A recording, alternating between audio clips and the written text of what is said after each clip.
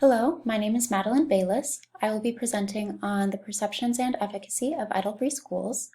I performed this research with Rachel T. Forrest and John Contreras, two professors in the Public Health Department here at Westminster. First, I'm going to start with some background information. This research focuses on criteria air pollutants, of which the EPA has designated 6. These are carbon monoxide, lead, nitrogen dioxide, ozone, particulate matter, and sulfur dioxide. And these were chosen because they are all harmful to health and they're all commonly found within the United States. Air pollution has many different possible sources.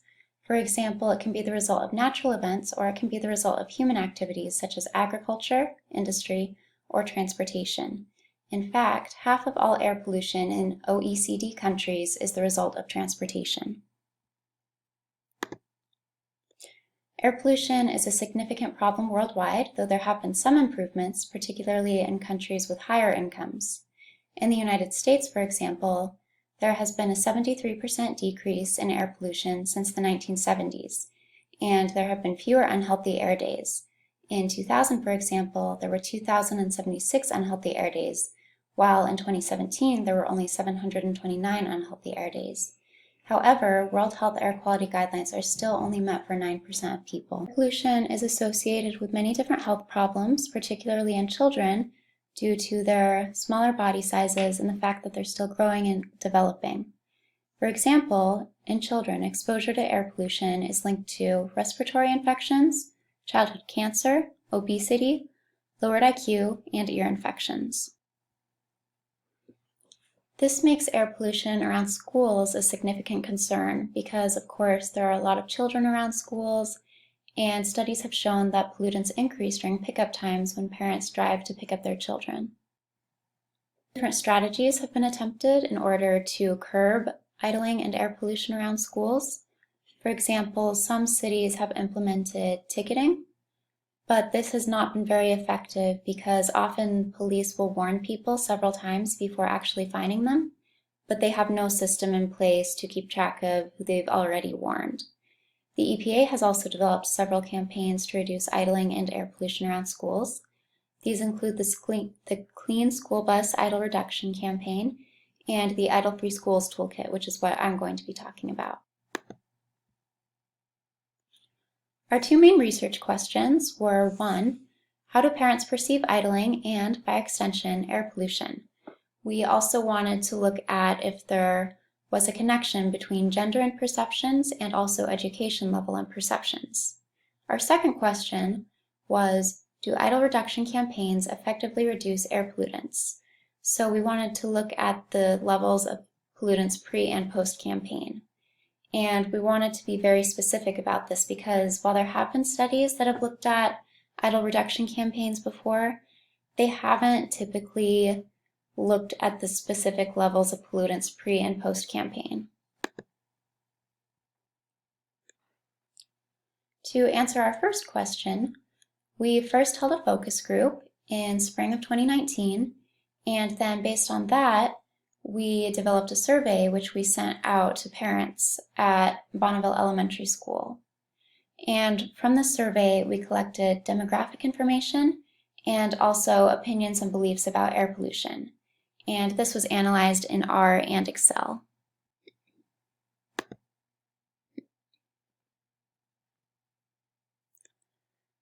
So, from the focus group, we found that a lot of parents had very negative feelings toward air pollution, and a lot of them felt a lot of guilt over it because they felt like their children had to suffer the consequences of air pollution, even though it wasn't necessarily their fault.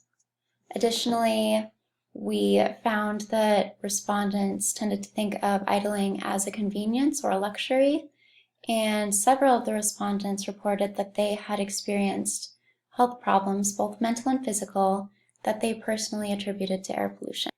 From the survey, again, we collected demographic information, and we found that all of the respondents were parents, mostly between the ages of 35 and 44. Most were women, and they also tended to be highly educated. As for their beliefs, most felt that air pollution affected human health, most felt that it was a problem at the school, and the most commonly given reason for idling was temperature. Here's a graph laying everything out. Again, the majority, 98%, thought idling impacted human health, 69% thought idling was a problem, and 39% cited temperature as a barrier to being idle-free. I examined this data using R, and again, we wanted to see if there was a connection between gender and perceptions and also education level and perceptions. And there were minor differences, but when I used Fisher's exact test to examine it, I found that these differences were not statistically significant. Following the focus group in the survey, we implemented the Idle-Free Schools campaign at Bonneville Elementary, and this was done through significant collaboration with parents, the PTA, and the Clean Air Committee there. And this campaign involved a lot of different elements. One of these, for example, was we encouraged the school to hang AQI flags, air quality index flags, every day. So based on the air quality, they would hang a different colored flag every day. For example, if the air quality was good, they would hang a green flag, and so on. So passed out pledge sheets to the parents to sign where they would agree to make an effort to not idle. And we gave the children a goal to aim for. If we received back 75% of the pledges, then the entire school would get a funky hair day. Additionally, the children were able to write down anecdotes about how they encouraged their parents to not idle and submit these anecdotes into a jar. And once every week or so, an anecdote would be pulled out randomly, and one child would be highlighted as a clean air champion. We also held a driver contact event during which volunteers would approach cars that were not idling and give them a keychain as a gift.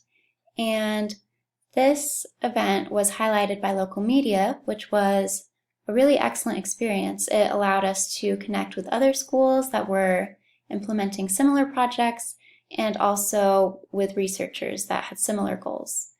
We were planning on holding a second driver contact event in the spring, but as of right now, that may not be possible.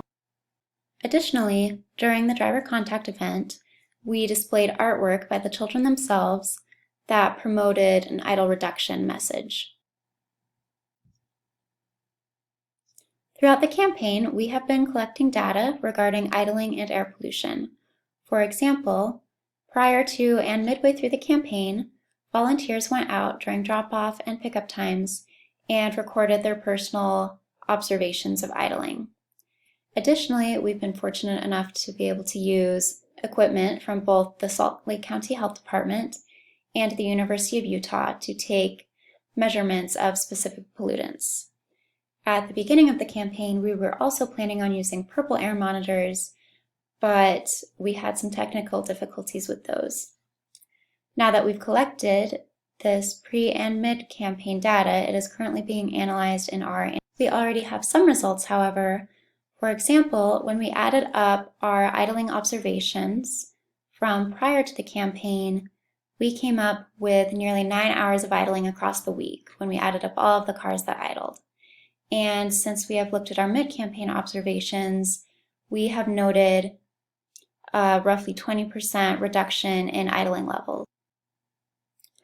We found that this study has been very helpful in giving us insight into perceptions surrounding air pollution and idling, and these insights could give us the tools to alter beliefs around air pollution and to ultimately improve community health.